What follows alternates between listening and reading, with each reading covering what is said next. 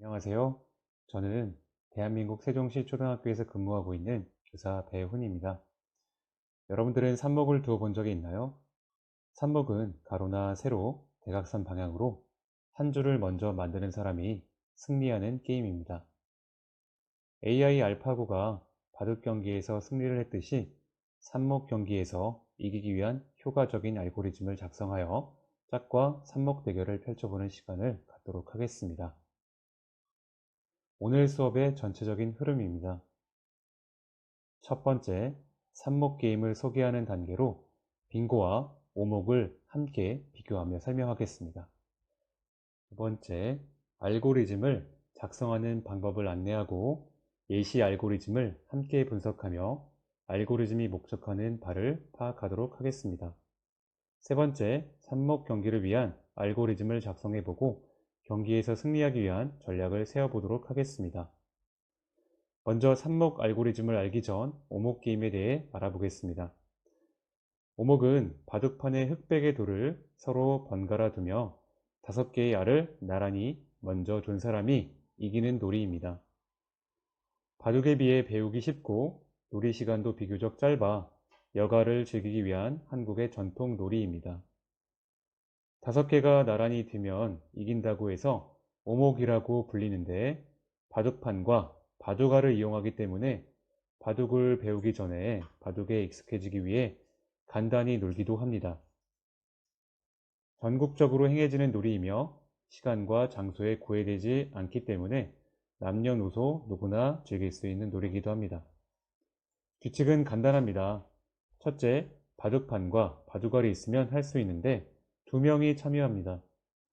둘째, 흰색, 검정색의 바둑알과 바둑판을 준비하여 검정색 알을 가진 사람이 먼저 시작하고 번갈아 한 번씩 둡니다.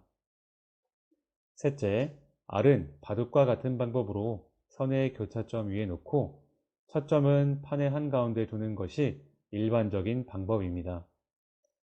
한 번 놓은 알은 물릴 수 없도록 처음에 약속하고 시작합니다.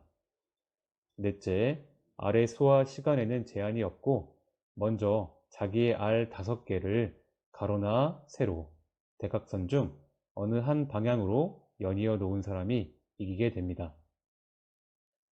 빙고에 대해서도 알아보겠습니다. 종이와 펜을 준비하고 가로, 세로로 선을 그어 5 곱하기 5 칸을 만듭니다. 한 칸 한 칸에 숫자나 특정 주제의 단어 등을 써 넣은 후 서로 번갈아 가며 숫자나 단어 등을 불러서 자기가 적은 것일 경우 동그라미를 칩니다. 그렇게 해서 가로, 세로, 대각선으로 한 줄을 만들면 이기는 게임이고 완성할 경우에는 크게 빙고라고 외칩니다. 알고리즘은 무엇일까요? 알고리즘은 어떤 문제를 해결하기 위한 절차, 방법, 명령어들을 말합니다. 간단하게 말해 문제를 해결하는 순서라고 생각하면 됩니다. 이번엔 삽목 알고리즘 절차에 대해 알아보고 게임 방법에 대한 안내를 하겠습니다.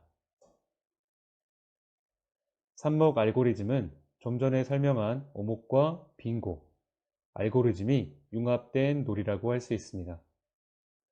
알고리즘을 작성할 때에는 1부터 9까지의 숫자를 자신이 표시하고 싶은 순서대로 칸에 번호를 적습니다. 왼쪽부터 먼저 실행되는 번호이며 단순하게 적는 것이 아니라 어떤 번호를 적을 때 유리한 것인지 충분히 생각하여 적어야 합니다.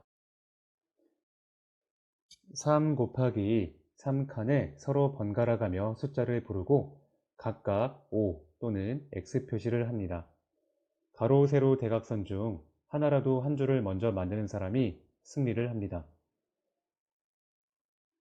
예시 1을 보면 가장 중요하다고 생각하는 O를 먼저 표시한 뒤 가로줄을 먼저 선점하는 전략을 사용하였고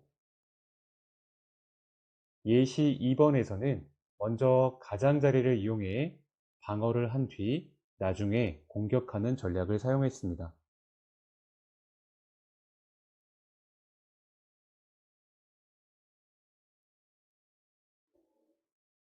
그런데 예시 3과 예시 4를 비교해 보면 조금 더 생각해야 하는 점을 찾을 수 있습니다. 예시 3의 경우 5 다음으로 1, 4, 7 세로줄을 먼저 공략하였고, 예시 4의 경우 5, 2, 8의 세로줄을 먼저 공략하였습니다. 이때 조금 더 우승 확률이 높은 알고리즘은 예시 3입니다. 예시 4의 경우 먼저 하지 않은 게임에서는 두 수를 낭비하게 되기 때문입니다. 숫자 1부터 9까지 적힌 3 곱하기 3 칸을 준비합니다. 편의상 화면에는 양쪽에 숫자 알고리즘이 적혀 있지만 실제 경기를 할 때는 각자의 숫자 알고리즘은 공개하지 않습니다. 상대방이 어떻게 할지를 예측해서 알고리즘을 만들어줘야 합니다. A, B 학생은 서로의 알고리즘을 보지 않은 채 가위바위보를 합니다. A 학생이 이겼다고 가정하고 경기를 시작합니다. A 학생이 선택한 숫자 5부터 표시합니다. 그 다음 B 학생이 선택한 숫자 1을 찾아 표시해 줍니다.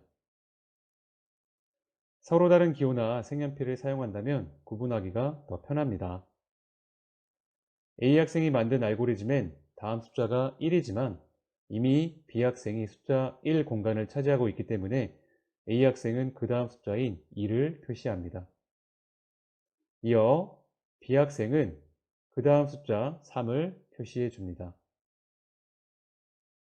A 학생의 다음 숫자는 3이지만 마찬가지로 B 학생이 이미 숫자 3 공간을 차지하고 있기 때문에 그 다음 숫자인 4를 찾아 표시해 줍니다. B 학생은 그 다음 숫자인 7, 다시 A 학생 차례가 되어 숫자 6을 차지하면 숫자 4, 5, 6 가로줄이 완성되어 A 학생이 게임에서 승리하였습니다. 누가 가위바위보를 이기냐도 중요하지만 어떻게 전략을 짜느냐에 따라 승패가 결정될 수 있습니다.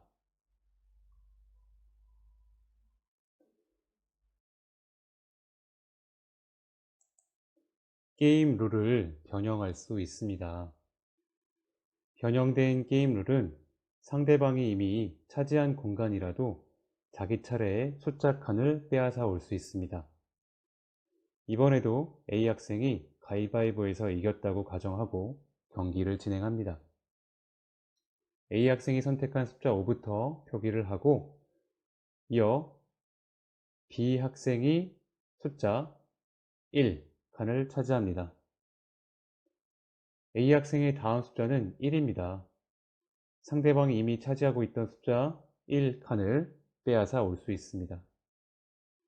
그 다음은 B 학생이 선택한 숫자 3입니다.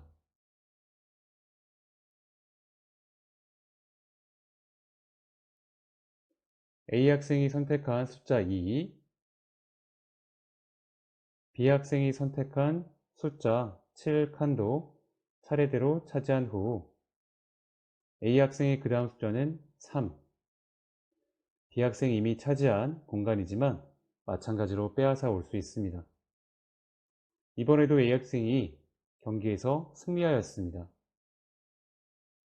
이미 차지한 공간을 그 다음에 빼앗아 올 수 있기 때문에 가운데 숫자 5를 먼저 차지하기보다는 상대방이 차지한 가운데 공간을 빼앗는 전략을 택하는 게 유리할 수 있습니다. 이제 삽목 알고리즘 경기를 진행해 보겠습니다.